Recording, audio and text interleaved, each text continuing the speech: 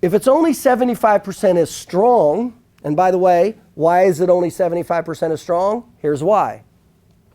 You have this matrix. You have all these collagen fibers in different directions, right?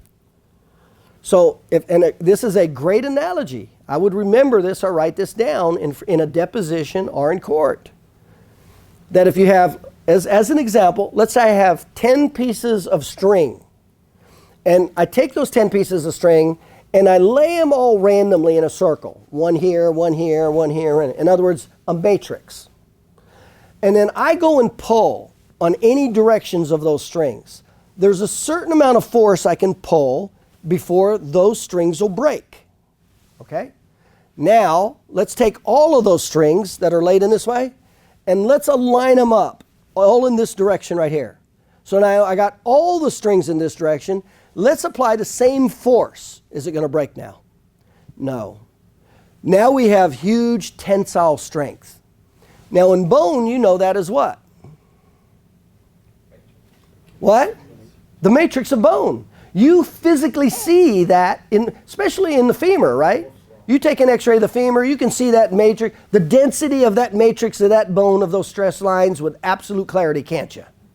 That's the exact same thing that's happening to the soft tissue. So, when the matrix is spread out like that, it takes a certain amount of tissue. That's why it's weaker, because it's spread out. Well, that's the opposite. When you do the chiropractic adjustment, that's actually what it's doing. It's helping to align the matrix, and that's what helps make the tissue stronger. So, that's what makes it weaker.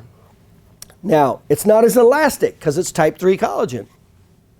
So what does that mean to the patient? So first of all, the strength part. What does that mean to the patient when it's not as strong? They'll go and do a normal activity that they could do fully before the injury. Now they go and do that activity and what happens? Reexacerbation. Because they can't do it fully. So they have micro lesions and that's called a reexacerbation. That's why. Next. Elasticity. The type 3 collagen is only 75% as elastic. Right? What does that mean to the patient? It means the patient is going to have restrictions. Now, in a common one in chiropractic and personal injury, a very common one, is after a person has been in an auto accident with the neck, very often they can no longer turn their neck when they go to back out. They now have to look in the rearview mirror.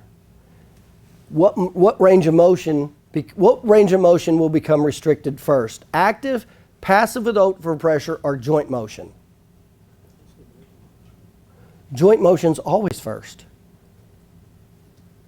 It's always first. That's the first motion.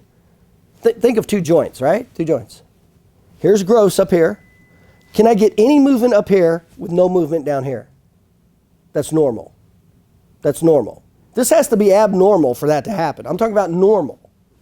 So can I have any normal up here with this joint and no normal motion down here? I can't, can I?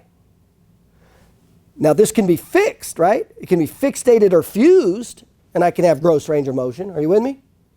But all the range of motion starts at the pivot point.